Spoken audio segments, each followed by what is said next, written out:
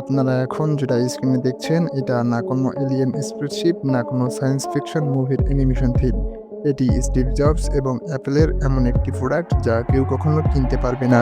অবাক করার বিষয় হলো এই হেডকোয়ার্টার তৈরি করতে খরচ হওয়ার কথা ছিল $50 কোটি, কিন্তু শেষ পর্যন্ত খরচের মাত্রা এসে দাঁড়ায় $500 কোটি। তাহলে কি দুনিয়ার সব থেকে বড় বিজনেস কোম্পানির দ্বারা এত বড় ভুল? স্বাভাবিকভাবেই বিষয়টা খুব অস্বাভাবিক। অ্যাপেলের এই হেডকোয়ার্টার ক্যাম্পাসটি 40টি ফুটবল মাঠের সমান।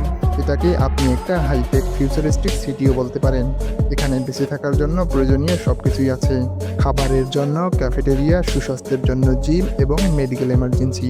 তবে সবচেয়ে বড় কথা হলো এই পুরো ভবনটি সরাসরি মাটির উপর দাঁড়িয়ে নেই, যার ফলে শক্তিশালী ভূমিকম্পেও এর কোনো ক্ষতি হবে না। এছাড়া এটি 100% রিনিউয়েবল এনার্জিতে চলে এবং বছরের 12 মাসের মধ্যে 9 মাসে এখানে কোনো এসি বা হিটারের প্রয়োজন হয় না। আজকের এই ভিডিওতে আমরা বিশ্বের সবচেয়ে দামি এই বিল্ডিংয়ের পর্দা উন্মোচন করতে যাচ্ছি। চলুন শুরু করা যাক।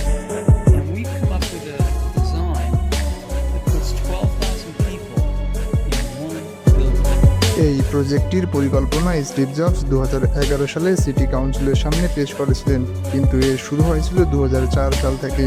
জবস এমন একটি অফিস বানাতে চেয়েছেন যেখানে ইনডোর এবং আউটডোর, অর্থাৎ বিল্ডিং এবং প্রকৃতির মাঝখানের দেয়ালটা মুছে যাবে।